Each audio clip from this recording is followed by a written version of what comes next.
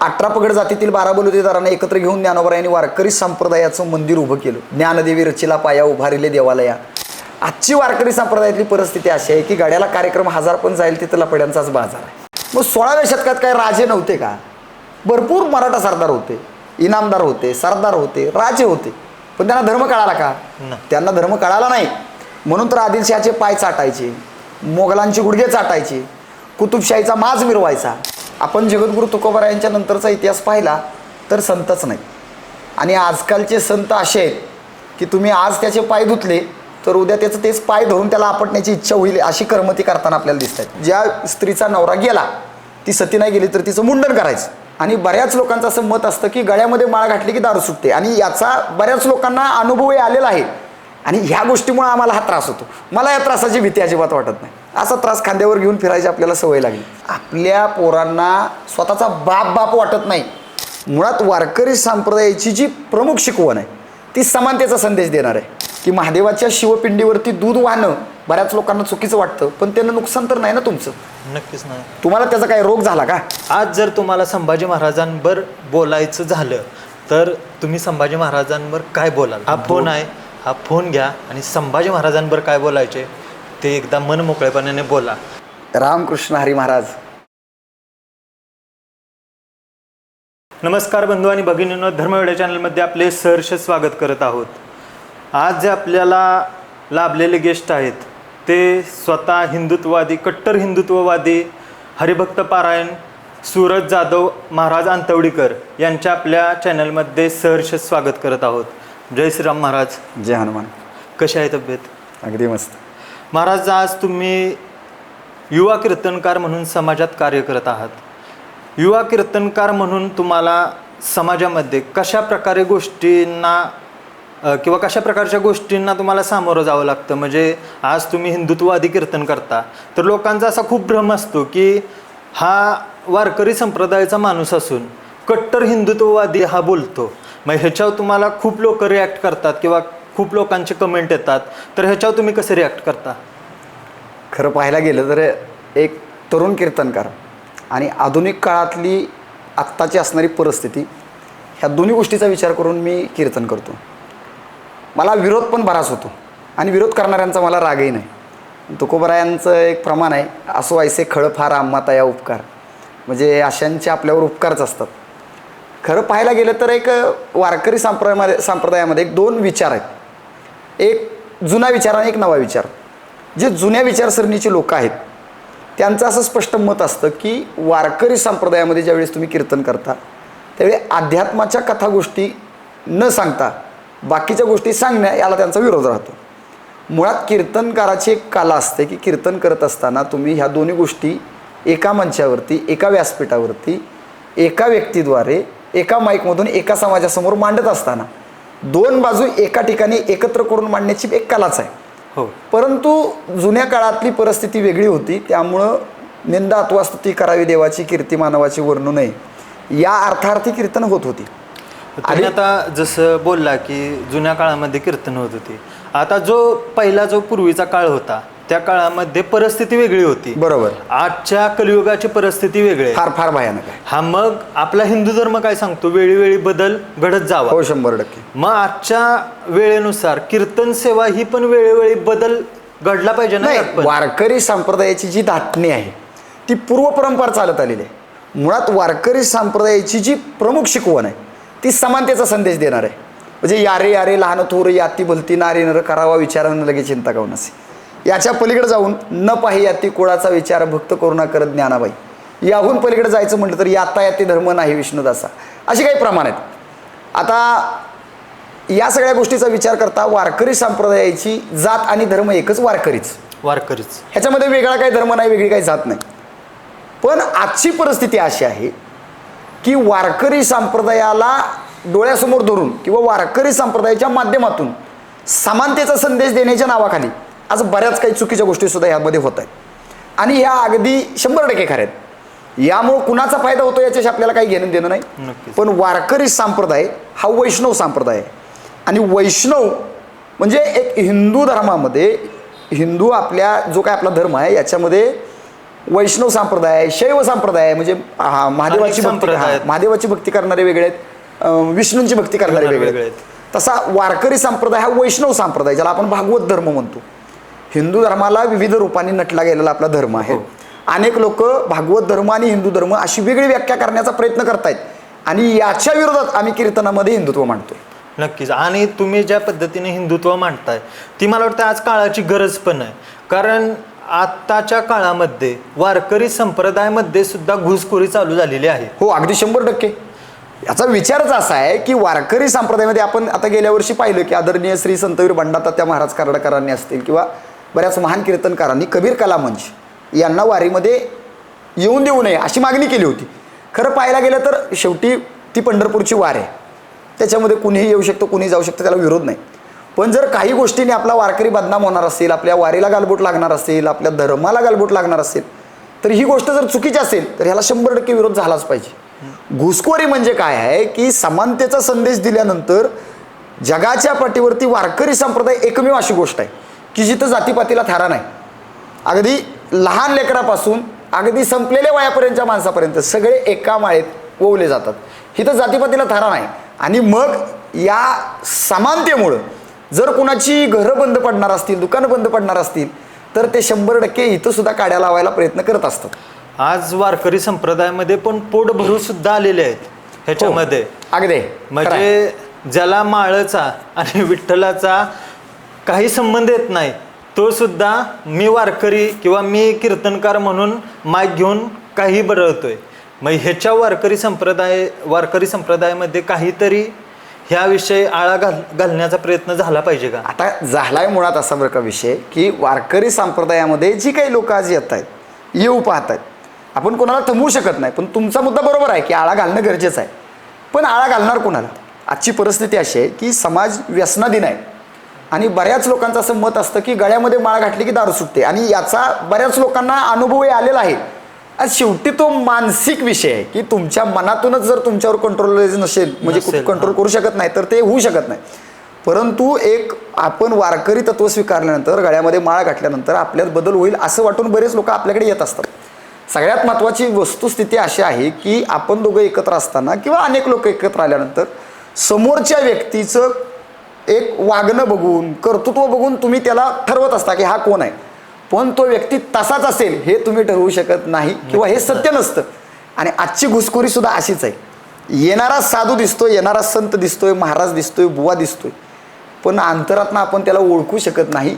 कारण मुळात आता आपलीच बघण्याची नजर खोलापर्यंतची नाही, वरचं बघायचं आणि बरं राहायचं. आज जे हिंदुत्व म्हणजे हिंदुत्व काम करणारे जे मुलं आहेत त्यांच्या संबंधात असं म्हटलं जातं की त्या हिंदू मुलांचे काय म्हणतात माथे भडकवले जातात किंवा त्या मुलांना वेगळ्या पद्धतीनं प्रेझेंट केलं जातं किंवा समाजामध्ये जातीपातीचा तेढ निर्माण करण्यासाठी सोडलं जातं. असंही काही आरोप तुमच्यावर लागलेत किंवा तुमचे जे काही हेटर्स आहेत किंवा ते म्हणतात की मी तुम्हाला तर खूप दिवस झालं ओळखतोय की असं म्हणतात की अंतवडीकर महाराज गावात आले की परत त्या गावामध्ये तुम्हाला कीर्तन सेवा दुसरी भेटत नाही, असं पण काहीतरी तुमचे आरोप झाले. अगदी ही गोष्ट खरी आहे की आता विषयच मुळात असा येतो बरं का की ज्यावेळेस तुम्ही सत्य बोलता, तो का म्हणे सत्य सांगे येवत रागे येते ती. तुकाराम महाराजांना सुद्धा माहिती आहे की तुम्ही खरं बोला, जगाला राग येईल, येऊ द्या, आणि तो राग येणार आहे, स्वाभाविक आहे. आजची परिस्थिती अशी आहे की हिंदुत्व आणि हिंदू धर्म म्हणजे हिंदू धर्मातल्या लोकांना हिंदुत्व जगायची व्यवस्था पद्धतच आता राहिलेली नाही, माहीत नाही. मुळात धर्म या शब्दाला आपण वेगळं बांधलं. धर्म ही एक व्याख्या नाही, एक ठेवण नाही. आपल्या जर हिंदू धर्मामध्ये आपण बघितलं, आपली परिस्थिती बघितली तर आपण आपल्यामध्ये आमूलाग्र बदल केलेले. एक काळ असा होता की याच हिंदू धर्मामध्ये सतीप्रथा होती. एक काळ असा होता की याच हिंदू धर्मामध्ये अशी प्रथा होती की ज्या स्त्रीचा नवरा गेला, ती सती नाही गेली तर तिचं मुंडन करायचं. आपल्या जुन्या जाणत्या लोकांनी, काही महान पुरुषांनी या गोष्टीला विरोध करून ती गोष्ट समाजाला पटवून दिली. समाजाला कळालं की यात काही तथ्य नाही. बरं, एखाद्या स्त्रीनं पती गेल्यानंतर सती जाण्याऐवजी ती जिवंत राहिली म्हणून मागच्यांचं काही नुकसान आहे का? त्यानं काही पापाचा थापाचा धोटा आहे का? नाही. जर त्यानं नुकसानच नसेल तर ती पद्धत बंद केली तरी चालेल. आणि हा हिंदू धर्म आहे. भगवान श्रीकृष्णाने भगवद्गीतेमध्ये कर्मण्यवाधिकार असते मा फलेषु कदाचन, कर्म करत राहा, फळाची अपेक्षा करू नका हे सांगितलं. हे का सांगितलं? तुम्ही जर चांगलं कर्म करत असाल तर तुम्हाला चांगलं कर्म मिळणार आहे, आणि तुम्ही जर वाईट कर्म केलं तर त्याची फळही तुम्हाला भोगावी लागणार आहे. म्हणजे कर्म हेच धर्म, आणि हे आपण विसरलेलो आहे. आणि म्हणून आजची जी परिस्थिती आहे की हिंदूंनी स्वधर्मासाठी, स्वदेशासाठी आणि स्वदेवासाठी लढलंच पाहिजे, 100% लढलं पाहिजे. परिस्थिती अशी आहे की आम्हाला असं सांगितलं जातं की आम्ही हिंदुत्ववादी आहे. मुळात हिंदुत्ववादी या शब्दाचा अर्थ काय, आम्हाला हे अगोदर कळालं पाहिजे. आणि ह्या गोष्टीमुळे आम्हाला हा त्रास होतो. मला या त्रासाची भीती अजिबात वाटत नाही. असा त्रास खांद्यावर घेऊन फिरायची आपल्याला सवय लागली. हा वारकरी संप्रदायामध्ये ही संत ज्ञानेश्वरांपासून संत तुकाराम महाराजांपर्यंत हे कुणालाच सुटलं नाही. नाही, कधीच कोण सारखे 100% आपण कोणच आणि नाही. मुळात बरं का 1296 साली 2 घटना घडल्या. एक घटना अशी आहे की महाराष्ट्राची राजधानी देवगिरी होती, आणि देवगिरीवरती यादव राजा होता, रामदेवराय यादव. रामदेवराय यादवचा देवगिरी किल्ला पडला तोही 1296लाच, आणि ज्ञानोबरायांची समाधी सुद्धा 1296च्या काळातले, म्हणजे 12व्या शतकाच्या अगदी शेवटच्या टप्प्यात. आता महत्त्वाचा विषय असा येतो की ज्ञानोबरायांनी भगवद्गीतेवरतीच भावार्थ दीपिका म्हणून ग्रंथाची उत्पत्ती का केली, तर जगात भरपूर ग्रंथ आहेत, सगळे आपल्याला पूजनीय आहेत, पण हिंदूंमध्ये धर्मग्रंथ म्हणून भगवद्गीता का मानली गेली, तर ती एकमेव अशी आहे, ती कर्मावर आधारित आहे, तिच्यातला एकही शब्द खोटा नाही.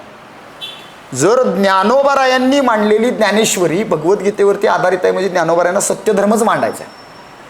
लक्षात घ्या मला काय म्हणायचं आहे ते. आजची परिस्थिती अशी आहे की ज्ञानोबा आणि तुकोबा हे जगाला का रुचले नाहीत, तर त्यांनी सत्य मांडलं, आणि आज आपण सुद्धा सत्यच मांडतो. त्यामुळे आपण जगाला पटेल. आणि मुळात मी आदरणीय श्री संभाजीराव भिडे गुरुजींच्या दास्यत्व स्वीकारलेला माणूस आहे. गुरुजी आम्हाला नेहमी सांगतात की मी बिघडलेला मनुष्य, असं गुरुजी म्हणतात. याचा अर्थ काय की बिघडलेलाच माणूस काहीतरी इतिहास घडवू शकतो. हो, नक्कीच. चांगल्या डोक्याचा पैशाच्या मागे धावणार, चांगल्या डोक्याचा माणसं जोडत बसणार, चांगल्या डोक्याचा नाती जपत बसणार, पण बिघडलेल्या डोक्याचा क्रांती करण्याच्या पाठीमागे धावत असतो. जसं आता तुम्ही गुरुजींचा विषय काढला, तुम्ही एक वारकरी, गुरुजी धारकरी, वारकरी धारकरी हा मिलाप तुमचा कसा झाला, किंवा असं म्हणू शकतो की गुरुजींना तुम्ही कशा प्रकारे भेटला? मुळात काय आहे की गुरुजी कुणाला कळाले, वारकरी आणि धारकरी यात काही लय मोठं अंतर नाही. रायगडाचे छत्रपती शिवाजी महाराजांना मानणारा धारकरी, ज्ञानोबा तुकोबांना मानणारा वारकरी. मुळात छत्रपती श्री शिवाजी महाराजांनी हिंदवी स्वराज्य करत असताना साधू संतांच्या मार्गदर्शनानंच केले. जगद्गुरू तुकाराम महाराजांच्या कीर्तनाला 1645 ते 1650 या कालावधीमध्ये छत्रपती शिवाजी महाराज लोहगावला जात होते, याची इतिहासात पुरावे. आणि जगद्गुरू तुकोबाराय कीर्तनातून उपदेश करायचे, परावी येणारे माऊली समान आम्ही विष्णुदास तैशी नव्हू. आणि म्हणून 1645च्या काळातच रांजेच्या पाटलाचे हातपायी कलम करून त्याचा चौरंगा छत्रपती शिवाजी महाराजांनी केला. शिवाजी महाराजांच्यावर संस्कार संतांचे. 18 पगड जातीतील 12 बलुतेदारांना एकत्र घेऊन ज्ञानोबरायांनी वारकरी संप्रदायाचं मंदिर उभं केलं. ज्ञानदेवी रचिला पाया उभारिले देवालया. त्यावेळी सगळे लोक घेतलेले आहेत, आणि ज्ञानोबरायांनी न पाहे या तिकोळाचा विचार असा शब्द उच्चारलाय. छत्रपती शिवाजी महाराजांनी सुद्धा हिंदवी स्वराज्य उभं करत असताना बरं अशा ठिकाणी करायचं की चारी बाजूला जिकडं नजर जाईल तिकडं कुठेही आपली सत्ता नाही, आपली माणसं नाहीत, आहेत पारख्याचे पाय चाटून धन्यता मांडणारी माणसं आहेत, ज्यांनी आपल्यावर आक्रमण केले त्यांच्या हाताखाली राहून मोठापणा मिरवणारी माणसं आहेत. आणि अशाच शिवाजी महाराजांनी हिंदवी स्वराज्य उभं केलं. ही दिव्य आहे, आणि हे दिव्य पूर्ण करताना कुणाचं मार्गदर्शन लाभलं? ज्ञानोबरायांचं. 18 पगड जाती 12 बलुतेदार एकत्र केली. म्हणून वारकरी धारकरी वेगळं नाही, बघणाऱ्याची नजर आहे हो शेवटी. आणि एखाद्या चांगल्या कीर्तनकाराला लाजवेल इतका अभ्यास गुरुजींचा आहे. हो, गुरुजींना कोणी जवळ पाहिलेलं नाही. गुरुजींची भाषणं ऐका तुम्ही. गुरुजींच्या ज्यावेळेस आमच्या बैठका होतात, गुरुजींच्या मुखातून 1000 शब्द आले तर त्या 1000 शब्दाच्या प्रत्येक 4 शब्दापाठीमागे एकदा तुकोबाराय असतात. ज्ञानोबा तुकोबा शिवाजी संभाजी असा बीजमंत्र आहे गुरुजींचा. म्हणजे भारत, हिंदुस्थानाच्या सीमा ओलांडून जाणारा हिंदुस्थान उभा करायचा असेल तर ज्ञानोबा तुकोबा शिवाजी संभाजी अशी व्याख्या गुरुजी करतात की ती आमच्या तरुणाला कळाली पाहिजे. म्हणजे गुरुजींच्या तुकाराम महाराजांचा गाथा तोंडपाठ आहे. आत्ताच गुरुजींचा एक बैठक झाली, त्याच्यामध्ये गुरुजींच्या मुखातून एक ओळणी गेली. आजचा जो तरुण आहे त्या तरुणाच्या हृदयामध्ये गुरुजी हृदय पण म्हणताना 2 फुफ्फुस आहेत त्यात म्हणतात. एकामध्ये हिरोईन बसली आणि दुसऱ्यामध्ये क्रिकेटर बसला. आज तुम्हाला छत्रपती शिवाजी महाराज, ज्ञानोबा तुकोबा ठेवण्यासाठी जागा कुठं आहे तुमच्या हृदयात? ही खरी गोष्ट आहे. आता विचार करण्यासारखा मुद्दा आहे की मी ज्यावेळी कीर्तनाला जातो वारकरी संप्रदायात, आता नेमका बरोबर तो ते काय क्रिकेट मॅच IPL IPL असते त्याच कार्यकाळामध्ये बऱ्यापैकी सप्ते पण असतात. हो. मला असा अनुभव येतो की ह्या काळामध्ये मुलं कीर्तनाला जास्त नसतात, तरुण मुलं. पण मी ज्यावेळी कीर्तनाला जातो, कीर्तनाला मला जिथून मी भोजन करून जेवण करून कीर्तनाला उभं राहायला ज्यावेळी जात असतो त्यावेळी त्या मंडपाच्या आजूबाजूला बरीच मुलं मोबाईलवरती बसलेले असतात. हे काय पाहतात? हे क्रिकेटची मॅच पाहतात. एखादा सिनेमा रिलीज झाला तर उसने पैसे घेऊन ब्लॅकनं तिकीट काढून सिनेमा बघायला पोरं जातील. बघा, पण देवदेश धर्माचं कार्य असू द्या त्यावेळी ही लोक येत नाहीत. काय येत नाहीत? तर गुरुजींनी सांगितलेलं वाक्य अगदी योग्य आहे की आपल्या हृदयामध्ये क्रिकेटर आणि हिरोईननं जागा घेतलेली आहे. आपली परिस्थिती आजची इतकी भयानक आहे दादा की आपल्या पोरांना स्वतःचा बाप वाटत नाही, पण तो क्रिकेटर, तो नेता आणि ते हिरो लोक बाप वाटतात. इतकी भयानक परिस्थिती आहे. आता आपण ह्या विषयाकडे आलेलोच आहे. तर आज जे हिंदू धर्मामध्ये कार्य करणारी मुलं असतील, धारकरी असतील, वारकरी असतील किंवा अन्य प्रकारचे गोरक्षक असतील, बजरंग दलवाले असतील, तर ह्या ज्या मुलांचा राजकीय क्षेत्रासाठी फायदा पण उचलून घेणारे लोक आहेत. पण ह्यासाठी त्या तरुण मुलांमध्ये ह्या गोष्टींची जाणीव करून देण्याची पण आज खूप गरज आहे. हो, 100%. मुळात काय आहे, धर्मसत्ता टिकवण्यासाठी राजसत्ता अतिशय महत्त्वाची असते. राजसत्ता आपल्याकडे होत्याच, पण धर्म का टिकला नाही? त्यासाठी छत्रपती शिवाजी महाराजांना राजसत्ता स्थापन करावी लागली. धर्माच्या दिशेनं झुकणारी राजसत्ता असेल तर धर्माचं कार्य वाढत असतं. नक्कीच. त्यामुळं हे धर्मकर्म करणाऱ्यांना जरी राजकारणाशी जोडलं, आजची जी परिस्थिती आहे, खरं तर धर्माचं कार्य करणारा माणूस हा कुठल्याही राजकीय पक्षाला बांधलेला नसावा. 100% नाही पाहिजे. त्याला वैयक्तिक असं त्याचं जीवन नाही. कारण देवादेशा धर्माचं कार्य करत असताना तुम्हाला सगळ्यात महत्त्वाची त्याग ही सगळ्यात मोठी गोष्ट आहे. त्यामुळे कुठल्या पक्षाला, कुठल्या पार्टीला तुम्ही बांधलेले नाही पाहिजे. पण आज हा आरोप होतो. याचं कारण असं आहे की एक काळ असा होता की हिंदुत्वाचं कार्य करणाऱ्यांना कसल्याही प्रकारचं पाठबळ नव्हतं. आजची परिस्थिती अशी आहे की आज आपण जेवढं उघड धर्माबद्दल बोलतोय एवढं तुम्ही मागच्या काळामध्ये बोलू शकत नव्हता. पण आज तुम्ही हे बोलू शकताय, कारण कुठंतरी असणारी जी राजसत्ता आहे ती धर्माच्या दिशेनं झुकलेली आहे. आणि म्हणून तो धर्मकर्म करणाऱ्या लोकांच्या बरोबर राजकारण करणारी जी लोक असतात त्यांचं संघटन असणं अतिशय गरजेचं असतं. खूप महत्त्वाचं. हे भविष्याच्या दृष्टीतून असू द्यात किंवा राजकीय पटलावरती धर्माच्या दृष्टीनं असू द्यात, धार्मिक दृष्टीनं असू द्यात, हे अतिशय महत्त्वाचं असतं. परंतु धर्मकर्म करणाऱ्यांनी मात्र राजकारण करायचं नसतं. कारण राजा बदलू शकतो, नेता बदलू शकतो, पण धर्मपीठावरचा अधिपती कधीही बदलत नाही. वेगवेगळ्या वेळी जेव्हा समाजाला गरज पडलेली आहे तेव्हा संतांनी एका प्रकारचे मार्गदर्शन केलेलं आहे. आजच्या काळात अशा प्रकारचे संत घडत नाहीत. ह्याला कारण म्हणजे काय असेल नक्की याला कारण? अगदी भारी प्रश्न विचारला तुम्ही. खरी परिस्थिती आहे की आपण जगद्गुरू तुकोबारायांच्या नंतरचा इतिहास पाहिला तर संतच नाही. आणि आजकालचे संत असे आहेत की तुम्ही आज त्याचे पाय धुतले तर उद्या त्याचं तेच पाय धरून त्याला आपटण्याची इच्छा होईल, अशी कर्मती करताना आपल्याला दिसत आहेत. त्याच्यासाठी प्रकरण झालं की जो कीर्तनकार होता त्यानेच एका अल्पवयीन मुलीवर बलात्कार केला. हो, ही गोष्ट खरी आहे. म्हणजे ह्या अशा प्रकारचे कृत्य होतात. मग जो धर्माच्या आवडीने जाणारा जो संप्रदाय त्यांनी संत कशा प्रकारे शोधला पाहिजे? अगदी बरोबर आहे. काय विषय आहे सांगतो तुम्हाला. जुन्या काळामध्ये जे संत मंडळी होऊन गेले त्यांच्याकडे वैराग्य, त्याग आणि सत्वभावना होती. आताचे जे स्वतःला साधू म्हणणारे आहेत त्यांचा विषय असा आहे की ऐशो आरामाची जिंदगी आणि बसायला मोठीच्या मोठी गाडी आणि घराला मोठी माडी ही अपेक्षा असणारे संत आहेत. समाजाच्या खिशामध्ये बरोबर.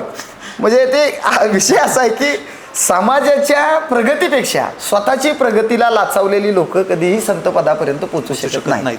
तुकोबारायांचा एक अभंग आहे, अर्भकाचे साठी पण ते हाती धरिली पाटी, तैशे संत जगी क्रिया करुनी दाविते अंगी, बालकाची चाली माता जाणूनी पाऊल घाली, तुका म्हणे नाव जनासाठी उदगी ठाव. तुकाराम महाराज म्हणतात ज्याला संत व्हायचं आहे त्याच्याकडे भावना कशा पाहिजेत की तो एक शिक्षक असतो, स्वतः शिकलेला असताना सुद्धा विद्यार्थ्याला शिकवत असतो.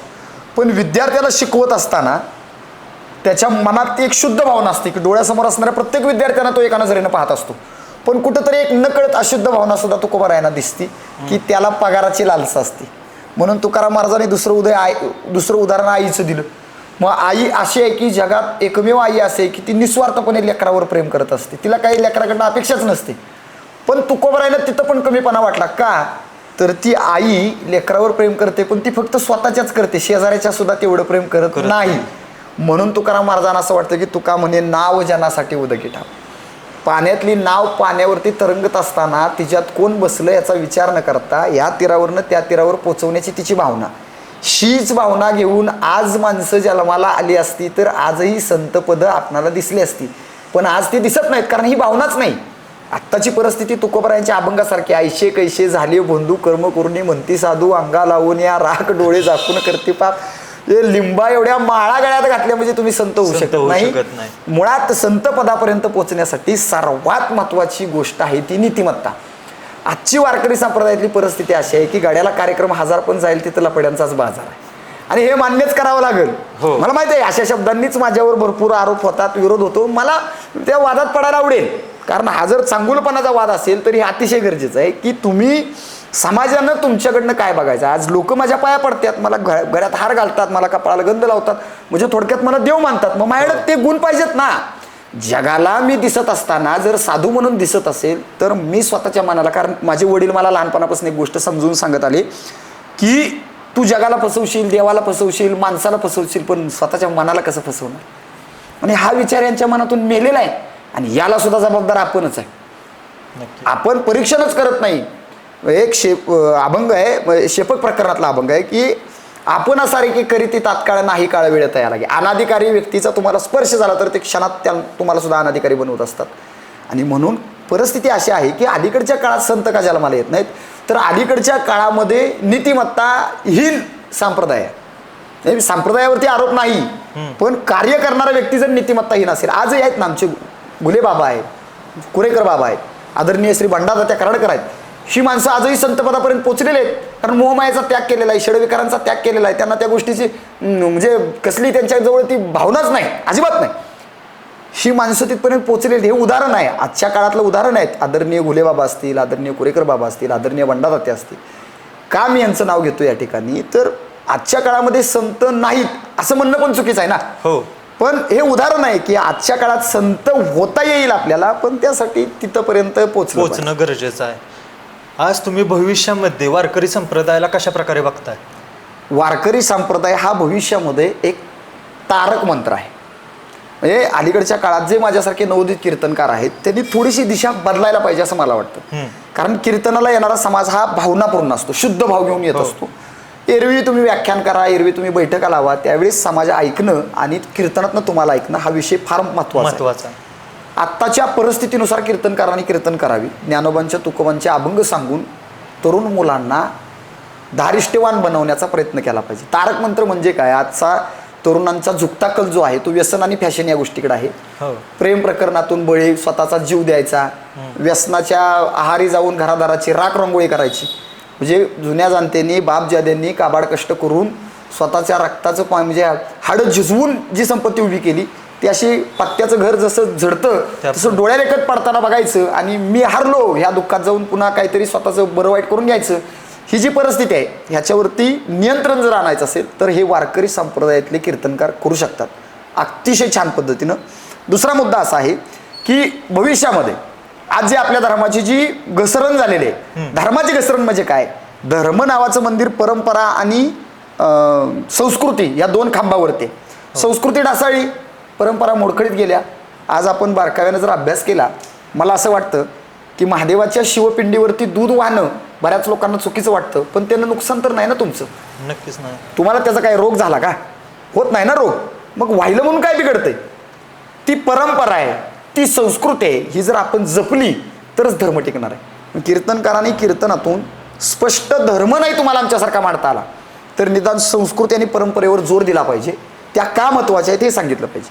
ज्या अयोग्य आहेत त्या 100% टाळू, पण ज्या योग्य आहेत त्या पुढे चालवल्या पाहिजेत. हे मार्गदर्शन कीर्तनातून झालं पाहिजे. हो, नक्कीच. एकाच वेळी समाजातल्या प्रत्येक व्यक्तीच्या मनाबरोबर बोलण्याची भाषा कीर्तनकाराकडे असते. जेव्हा कीर्तन चालू असतं तेव्हा तो कीर्तनकार आणि जो बसलेला पुढचा प्रेक्षक वर्ग आहे त्यांचं म्हणजे तो बसणारा व्यक्ती हा अध्यात्माकडून परमात्माकडे जाण्याचा हा मार्ग आहे. बरोबर. आणि तो मार्ग कशा प्रकारे जो कीर्तनकार करतोय त्याच्यावर खूप महत्वाचं 100% वक्त्याचा आणि श्रोत्याचा तर हा ताळमेळ जर बसला तरच त्या गोष्टी होत असतात. नक्कीच. आता मी एक आपल्या चॅनलचं पण नाव धर्मवेडेच आहे.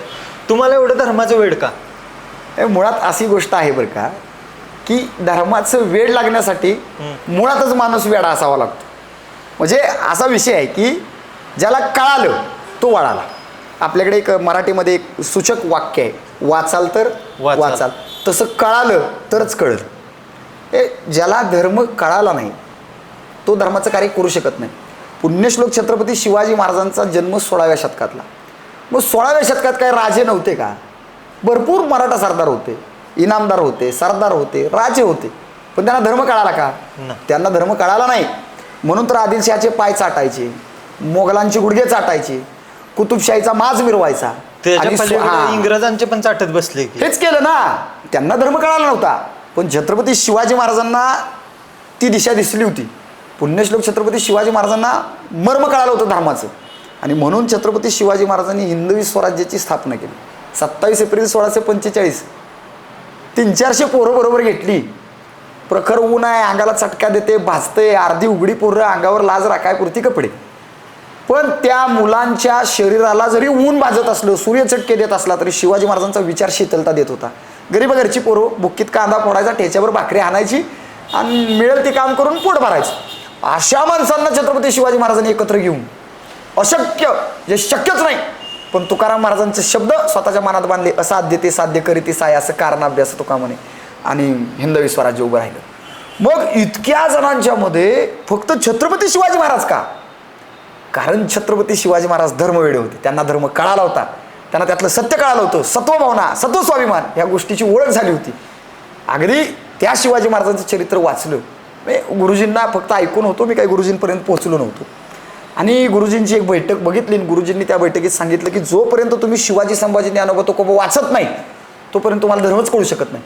आणि म्हणून ज्या दिवशी छत्रपती शिवाजी संभाजी ज्ञानोबा तुकोबा वाचले आणि खऱ्या अर्थानं आपल्याला कळालं की आपण जन्माला आलोय, असंच मरण्यापेक्षा काहीतरी चांगलं होऊन मरावं.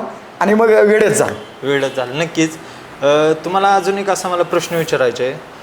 तुमचं एक कीर्तन ऐकलं होतं, त्याच्यामध्ये बलिदान मात चालू होता आणि तुम्ही संभाजी महाराजांचं जीवनचरित्र मांडत होता. आणि ते मांडत असताना अगदी तुम्ही बिंबीच्या देट्यापासून तुम्ही बोलत होता आणि तुमच्या डोळ्यातनं पाणी काही थांबत नव्हतं.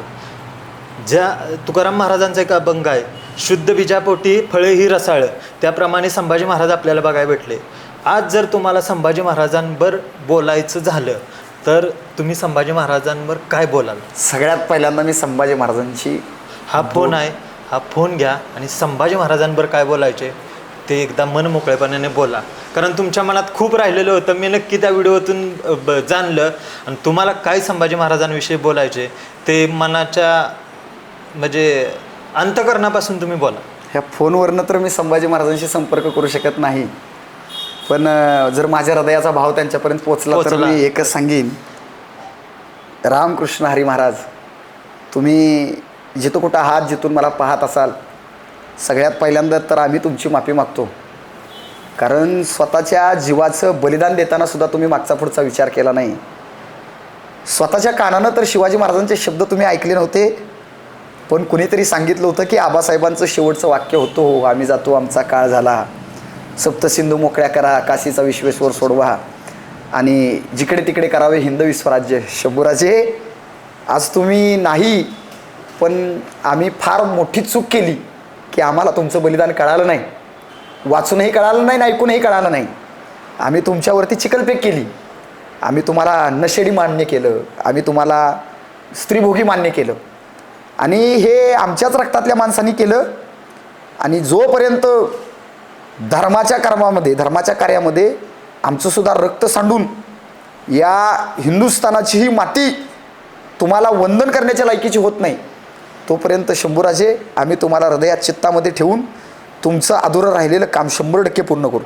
जसा भगवान प्रभू रामचंद्रांनी रावण समूळ नष्ट केला, जसा छत्रपती पुण्यश्लोक शिवाजी महाराजांनी स्वप्न पाहिलं होतं, कृष्णानं कंस समूळ नष्ट केला, तसं शंभूराजे आणि शिवाजी महाराजांचं स्वप्न पूर्ण करण्याच्या दिशेनं आम्ही कायम वाटचाल करत राहू. शंभूराजे, फोनवरून तर तुमच्याशी संपर्क करणं मला शक्य नाही, पण माझ्या हृदयाचा भाव जर तुमच्यापर्यंत पोचू शकत असेल तर मी तुम्हाला एकच सांगेन की अनंत अनंत यातना सहन करत असताना, शरीरावरती जागा शिल्लक नाही इतके घाव बसलेले असताना रक्ताचा प्रत्येक थेंब काळ्या मातीला गवसणी घालत असताना सुद्धा तुम्ही तुमचं धर्म वेडेपण सोडलं नाही.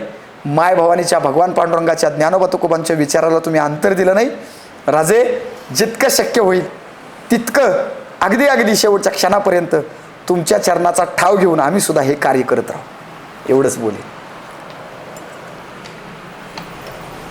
तुमचा जो संभाजी महाराज, छत्रपती संभाजी महाराज, धर्मवीर छत्रपती शिवाजी महाराज यांच्याविषयी जी तळमळ आहे ही लोकांपर्यंत नक्की पोचली पाहिजे. तुम्ही जे कार्य करत आहात ते सदैव करत राहा. आमच्यासारखे बंधू तुमच्या सदैव पाठीशी उभं राहतील. एवढे बोलून मी थांबतो. आमचा व्हिडिओ तुम्हाला कसा वाटला नक्की कमेंट करून सांगा. जय श्रीराम. जय हनुमान.